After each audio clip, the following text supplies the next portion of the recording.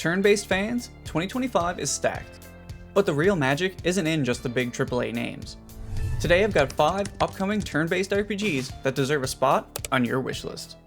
First up is Demon School, a tactical RPG that feels like Persona meets Into the Breach. With a splash of horror, you play as Faye, the last living demon hunter juggling student life by day and battling demons by night.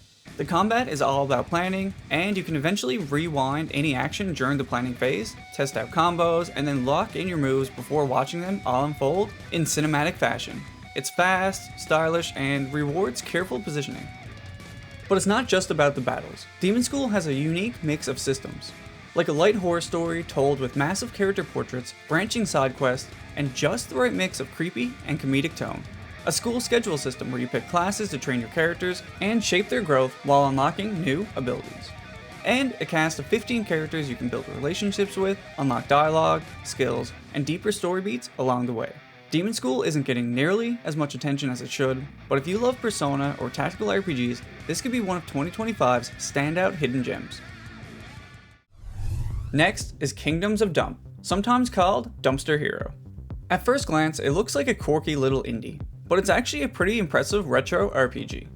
Gameplay-wise, it's got that classical turn-based combat you'd expect from a 16-bit RPG, along with dungeons, exploration, puzzles, and an overworld map. But what really makes it stand out is the world. You're exploring kingdoms literally made of trash. Imagine junkyard castles, recycling knights, and garbage royalty. It's absurd, but in the best way possible. On top of that, the game has some really clever gameplay features that make it stand out even more.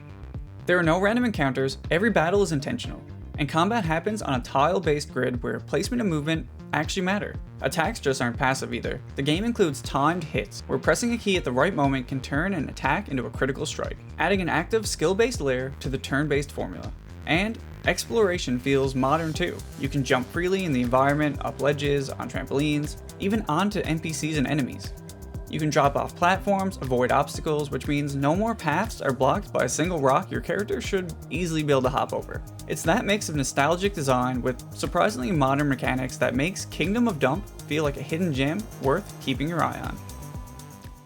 Third on my list is Aethermancer, and this one is perfect for monster collecting fans. It's from the developers of Monster Sanctuary, which already built a loyal following, but this time they're mixing monster taming with roguelike mechanics. Here's the hook. Monsters can die permanently, but when they do, you can rebirth them, carrying over progress in unique ways. That makes every battle high stakes. Losing isn't just a punishment, it's also part of the progression, which changes how you think about risk and reward in a monster RPG. And the depth here is massive. Even in just the demo, there are already 15 monsters with loads of different skills and team compositions to experiment with. Across multiple biomes and difficulty modes, runs are procedurally generated so no two playthroughs are the same. So if you've ever wished that Pokemon had higher stakes, or that monster collecting games gave you new surprises every single run, then Aethermancer could be one of 2025's true hidden gems.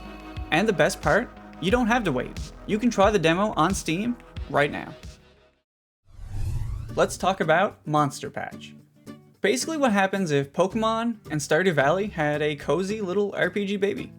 This one takes the monster collecting formula in a completely different direction. Instead of punishing permadeath or roguelike mechanics, it leans into wholesome farming, exploration, and a grand adventure across a floating continent. At its core, you'll be catching magical creatures known as Mons, raising them, battling with them, and eventually building your own very museum to showcase your collection.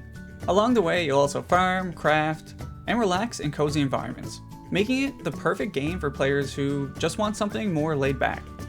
But Monster Patch isn't just about farming and collecting. It's got a full adventure loop that feels a lot like old school Pokemon. You travel from city to city, across the floating continent, battle other wizards, and challenge powerful arch-wizards, each built around a signature mon and unique strategy. Every win earns you new spells that not only make you stronger in combat, but also unlock new routes and new ways to explore. Then, in between adventures, you return home to relax, farm, harvest, and even grow your town as new NPCs move in over time.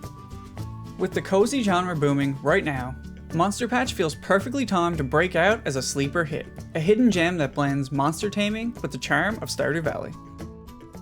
And I saved the best for last, Octopath Traveler 0. For the first time in the series, you are the protagonist.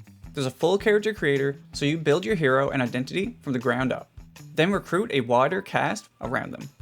Instead of just a cast of 8 characters, battles now hold up to 8 characters with front and back rows, so you can rotate units, set up breaks more reliably, and keep pressure on bosses without running dry. And between dungeons, there's a new, chill, town building mode. Decorate, upgrade, and make a hub that actually feels like your own. It's launching on Switch, PlayStation, Xbox, and PC, with pre-purchases live on Steam, so wishlist it now. Those are my 5 turn-based picks for 2025. Each brings something fresh, from tactical crunch to cozy collecting. Which one are you most excited for? Let me know down in the comments below.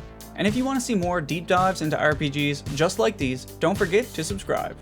Thanks for watching, and I'll see you in the next one. Wake up, today's gonna be a good day. Wake up, today's gonna be a good day. Wake up, today's gonna be a good day.